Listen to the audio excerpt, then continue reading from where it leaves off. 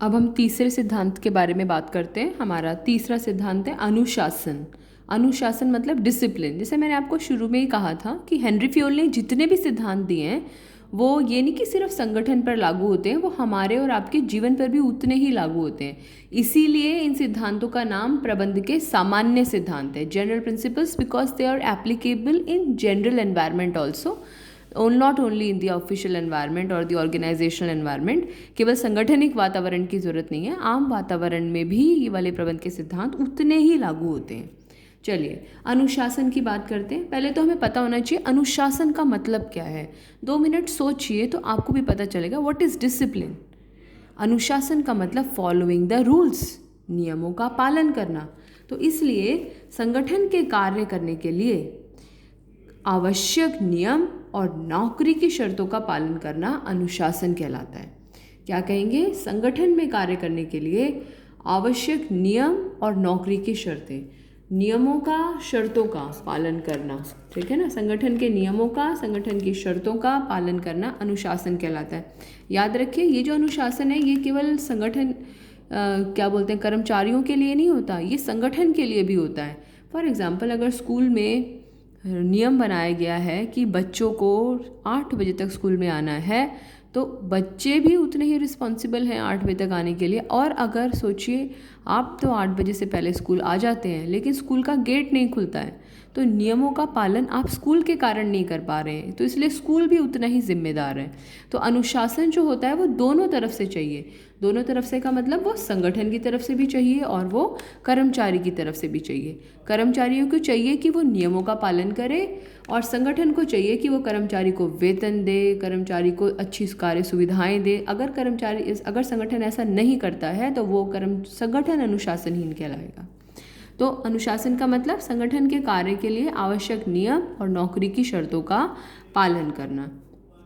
अब इसमें क्या लिखा है हमने? श्रमिक और प्रबंधक। जैसे मैंने आपको बोला कि संगठन और कर्मचारी दोनों के लिए है और दोनों को ही अपने वादे पूरे करने पड़ते हैं इसमें।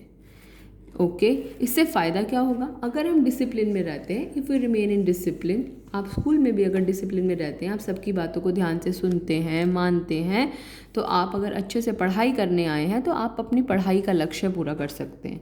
तो यदि संगठन में भी हम अनुशासन में रहते हैं तो हम अपने लक्ष्यों को प्राप्त कर सकते हैं। फोर्थ प्रिंसिपल, चौथा सिद्धांत है आदेश की एकता। क्या है ये? आदेश की एकता। इसको बोलते हैं unity of command. Unity of command. वैसे तो सबके ही नाम मैं आपको इंग्लिश में बता रही हूँ, ज़रूरत तो नहीं है, लेकिन हाँ ये है कि आगे चल के हमें इन सब चीज़ों के बारे में पता होना चाहिए। अनुशासन मतलब डिसिप्लिन होता है, आदेश की एकता मतलब यूनिटी ऑफ कमांड। आदेश की एकता क्या कहती है? फॉर एग्ज़ाम्पल अगर आपको 2 टीचर्स बिजनेस स्टडीज़ पढ़ाएं, एक टीचर बोले कि ये वाला चैप्टर पढ़ो, दूसरी टीचर बोले ये वाला चैप्टर पढ़ो, एक टीचर बोले आपको नहीं नहीं एनसीईआरटी फॉलो करो, दूसरी टीचर बोले नहीं एनसीईआरटी नहीं आर के सिंगला फॉलो करो, तो ऐसे में आपकी स्थिति बड़ी दयनीय हो जाएगी। तो आदेश की एकता का सिद्धांत क्या कहता है कि एक व्यक्ति को केवल एक ही अधिकारी से आदेश निर्देश प्राप्त होने चाहिए और वह उसी के प्रति उत्तरदायी होना चाहिए। अगर एक आदमी को 2 लोगों से आदेश निर्देश प्राप्त होंगे तो ऐसे में वो व्यक्ति जो है वो कंफ्यूज हो जाएगा, उसको नहीं समझ में आएगा किसके आदेशों का पालन करना है।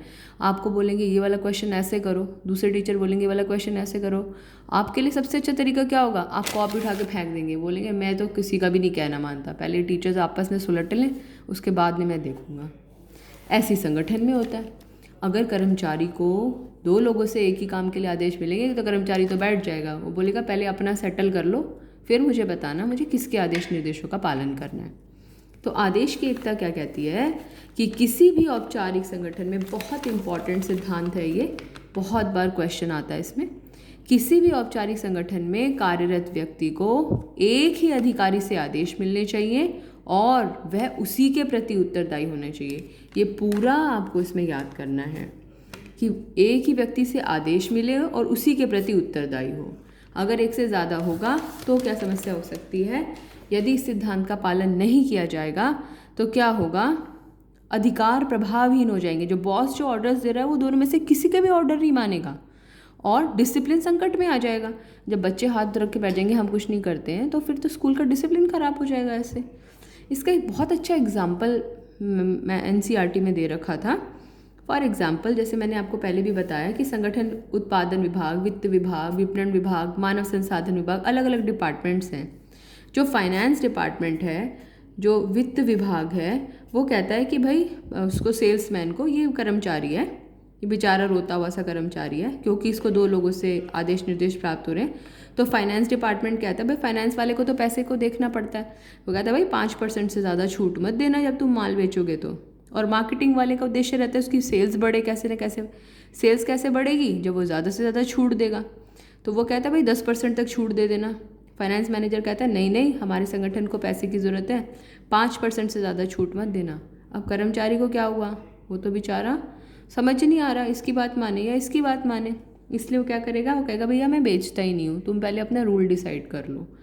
तो इसलिए आदेश की एकता में एक व्यक्ति को एक ही अधिकारी से आदेश मिले और वह उसी के प्रति उत्तरदायी हो। यदि ऐसा नहीं होगा तो क्या होगा? अधिकार प्रभावहीन हो जाएगा और अनुशासन संकट में आ जाएगा। वीडियो को पॉज करके इसे नोट कर लीजिएगा।